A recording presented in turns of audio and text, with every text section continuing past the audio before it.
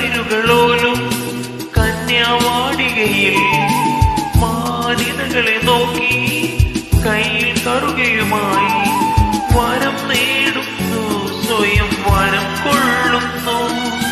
ഹേമന്തം പോലെ നവവാസന്തം പോലെ, ഹേമന്തം പോലെ നവവാസന്തം പോലെ, ലയം പോലെ ജലം പോലെ അരിയ ഹരിതവിരിയിൽ പൊൻവീതി എന്നുള്ളിൽ മൗനം വാ.